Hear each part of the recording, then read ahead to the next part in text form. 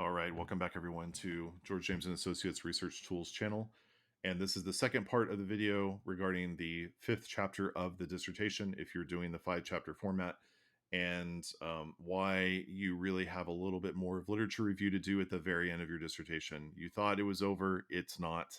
You still have to do this. And I just noticed I'm almost at 20,000 words for my dissertation. So look at that down here in the bottom left. All right, just to recap from the first video. So all the different variables results that statistically deal with fraud include those who are in the financial services industry, those who are bookkeepers, those who have more education, those who are divorced are less likely, those who identify as other married are less likely, but those who are Hispanic are more likely.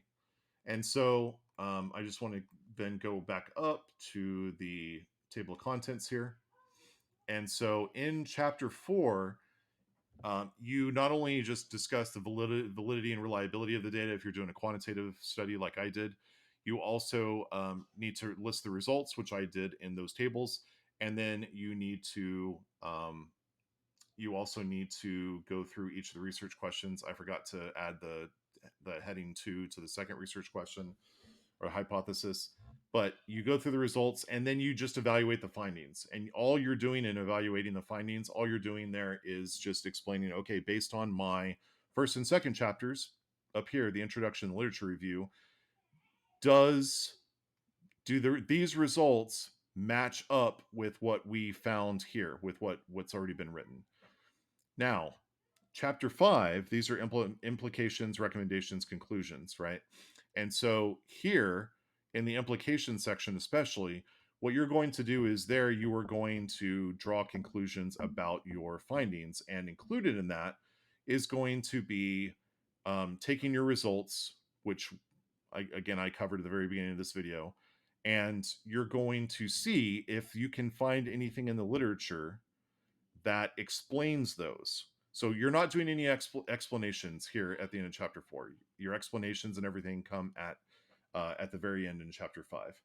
So then what we're going to do is we're going to use Google Scholar and also my university's journal database system.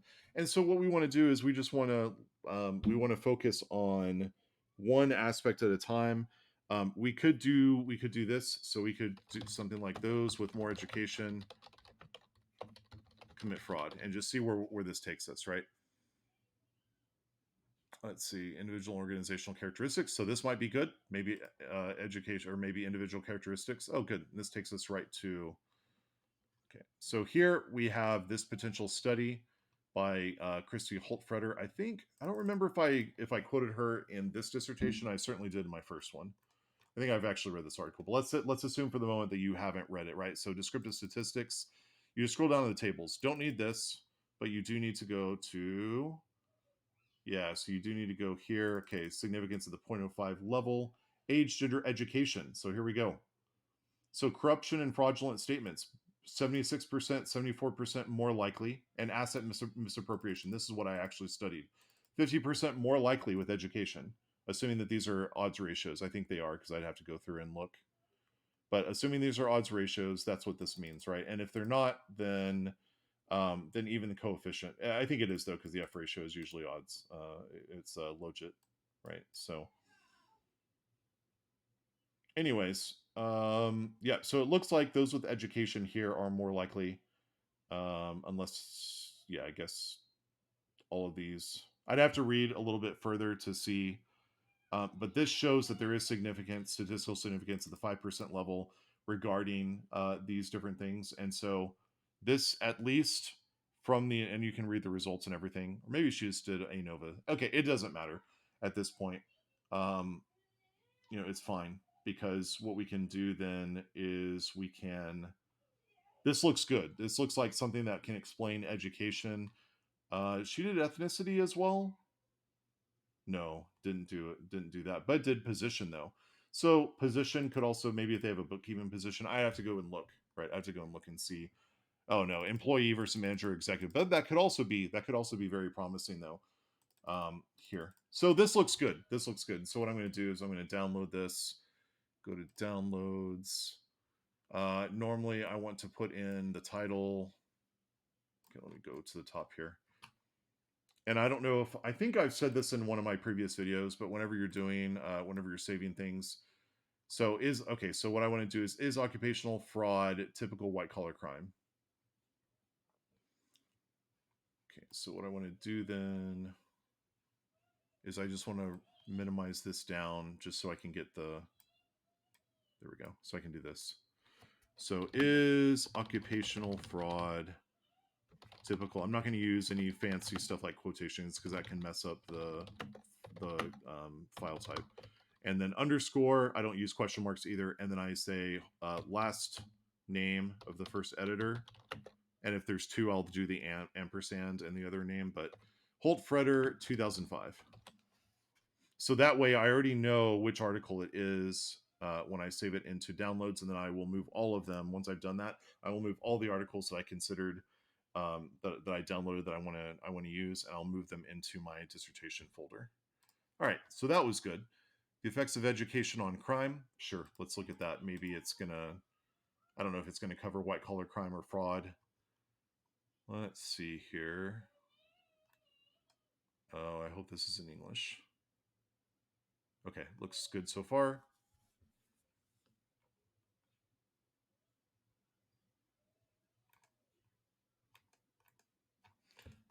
Yeah, typically what you want to do. Oh, okay. So here, this is based on the journal and everything. They wanted all the tables to go at the end. So in that case, then we're going to go to the very end because that's where, after the references, that's where the tables are. Frequency distribution ever committed by higher education. I'd have to look to see if that means, because I think the authors are German, or maybe English is their ESL, so English is a second language. By higher education, I don't think that means what it means in the United States. Higher education means post K-12. And here, I mean, higher education may mean like more education. So that's ambiguous. We'd have to figure that out. So we have fraud, tax fraud. I mean, it's a type of fraud, insurance fraud, but neither one of those, theft from car or home, maybe. Theft of money, this is the closest thing I think actually to skimming or asset misappropriation. And you can see here, this is interesting though, because based on the frequency distribution, it looks like all else equal that, oh, let's see. Okay, so through secondary, you have a whole, I mean, this is kind of low, but you have like 6%, 7%, and then it drops. It drops by a couple, 2 or 3 percentage points when you get into, like when you get to university and the vocational schools. Okay. Oh, this is in 1995 too. This is dated. So, oh, this is ever committed. Okay. And then let's compare this. Theft of money. Yeah, it's still less. It's less as people, it seems like with more education, it does drop off. Oh, this is probit. Okay, cool. So let's see if, oh, shoplifting, theft. So we would look at this theft and then tax fraud maybe. So years of education, that wasn't significant. It is a tax fraud though. So those with greater education are more likely to commit tax fraud. I mean, that's the problem with that is that, yeah, as you increase, as you increase in age, like when you're younger, you don't even file taxes. So at least not in the United States. Yeah, because we don't care about like shoplifting, vandalism, violence. That has nothing to do with fraud. So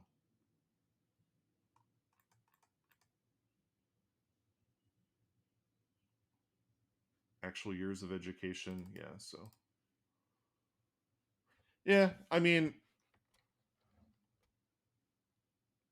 oh, this is OLS regression. So education, years of education. Oh, these are attitudes towards certain things. Yeah, whatever. I don't care about that. It's just very different from what we're actually looking at. Okay, so this looks like it's okay. It's not going to be very strong, but I mean, it does establish some history where that runs counter to what. right? Because our result is that those with higher education are more likely. Oh yeah, that actually runs. Yeah, that does agree with the tax fraud. It doesn't really necessarily agree with the theft, but that's fine. Okay, so here we go. The effects of education on crime. And then roots et al, I think is how you do it. And then what's the year? 2009. Okay. And then you just keep doing this. I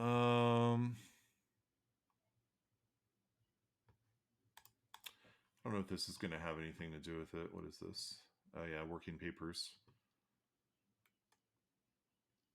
Model of crime, which human capital increases the opportunity of cost.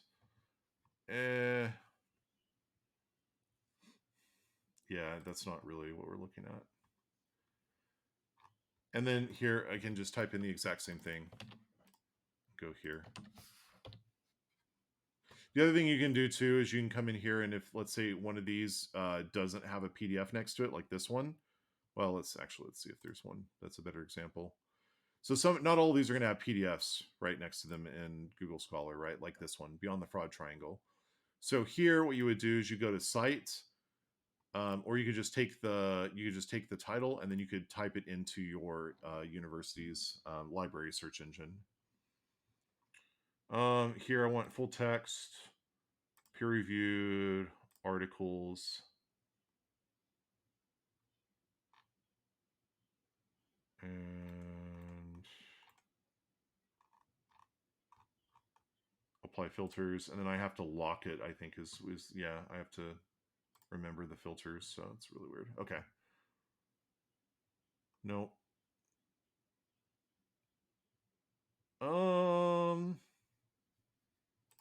Maybe. This is a maybe. Let's see, it doesn't really have an abstract, so I have to go all the way into the article probably and just see.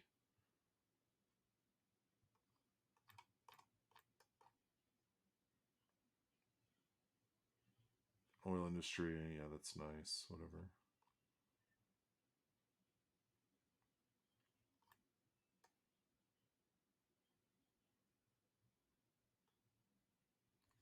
Okay, I want to see if these have individual characteristics though, because if they don't, then this isn't of any use. That's based on number of competitors. Yeah, these are like gas station level, like store level. These are like store level characteristics, which is not helpful. Yeah, I don't think this is gonna work out.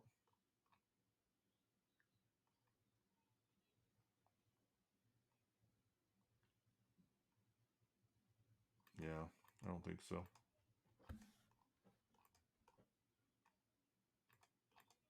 Okay, so just at first glance, this doesn't look like it's gonna work. Yeah, okay. Which is fine. That's why we do this. Okay. Because it says who commits fraud, you think, oh, individual level characteristics, but in that case, it was store level.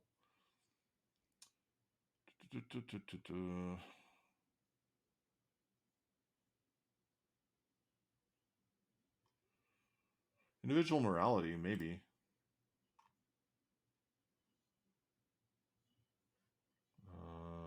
Sure. Whatever.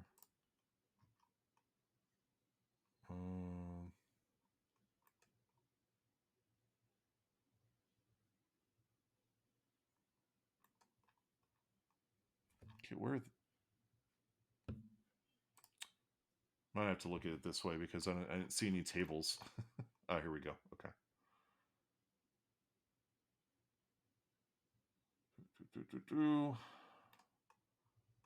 And I just try to scan the tables to be able to see really quickly whether this is going to be a waste of time or not.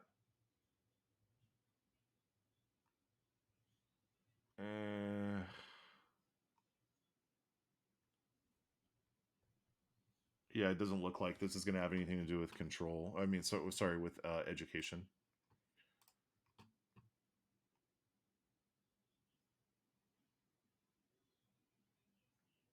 Maybe this one, because I mean that's specifically what I'm looking at, right? Is fraud inside of organizations. Really, specifically, it's asset misappropriation and skimming. I don't know if I really want to download this, but let's see.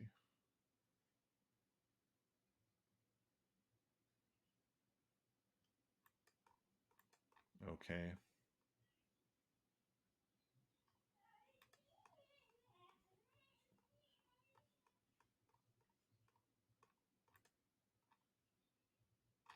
Okay, where's the... Okay, again, I'm not seeing... Let's see if I can go to the end, if there are tables afterwards. Nope, okay.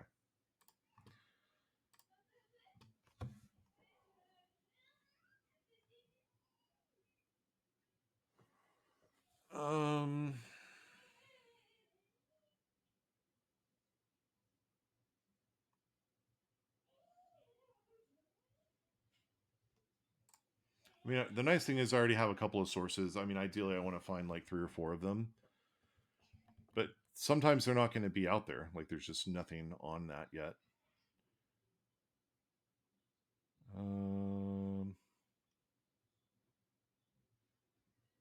Maybe this. I mean, I was talking about more or less corporations, but it doesn't... I mean, that doesn't really matter.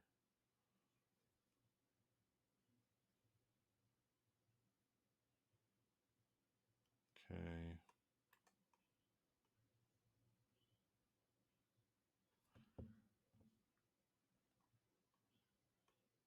I really hate when the tables are sideways like this, but this could be interesting for our purposes. It doesn't look like it's going to have education in there, but it does have managerial and non-managerial, which is interesting. Yeah, you know what? I think this is good enough to include, even though, again, it doesn't have education, but it does have our variables of interest. So here we go. And when it has like a cute like first part of the title, I just include the part after the colon. So employee fraud in small businesses. Othman and Amir. Oh wow, it's really recent. So it was published last year. Good deal. Okay. And then anyway, you just keep doing this. You just keep doing this. So we do education, and then you would do let's see. So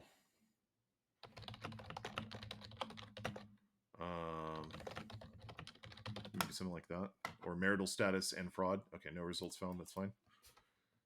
So impact marital status on fraud.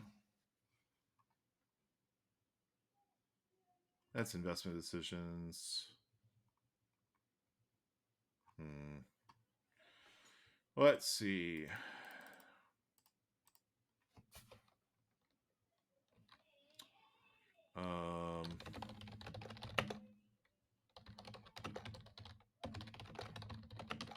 Phrase it in the form of a question. Man, okay. So let's see.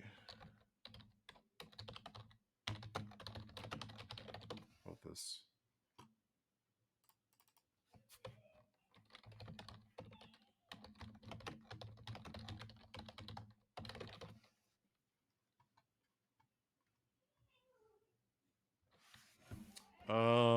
This might be interesting, even though gender wasn't in our study. Gender wasn't significant, but what you can do is you can go to, because a lot of times studies will have control variables, right?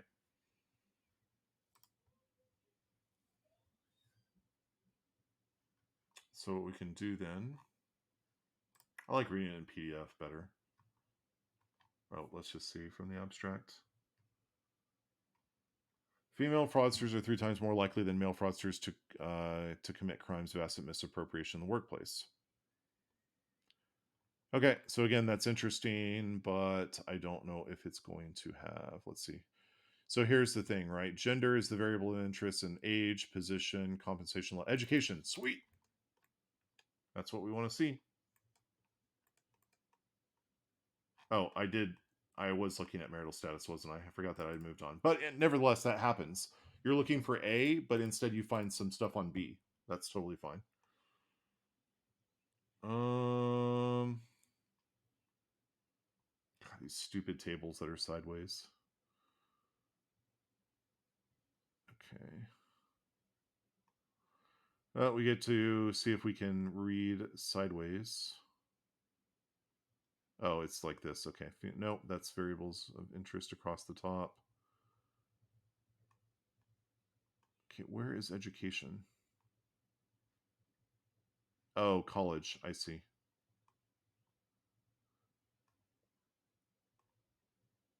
Here we go. Nice. Odds ratios, I'm assuming, is what OR stands for here.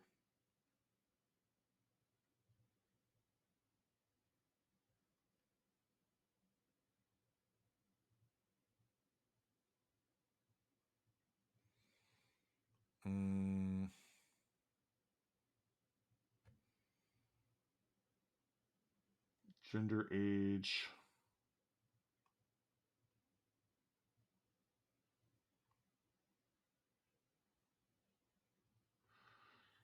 Education, college. That's the last one before the space, right? So, yeah, that's not significant. It doesn't look like education.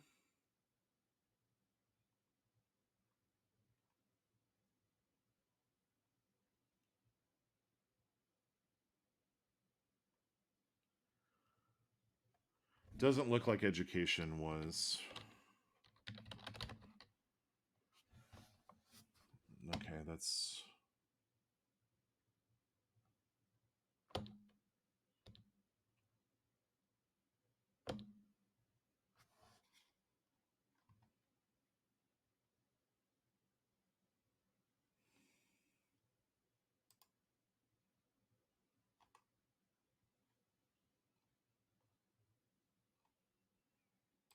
Yeah, so I just have to go through here and see.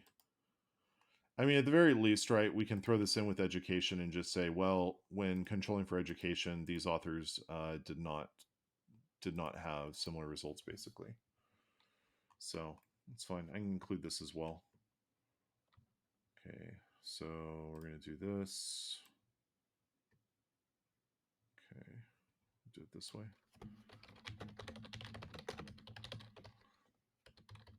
So Hilliard and Niedermeyer. This was 2018. Okay, looks like.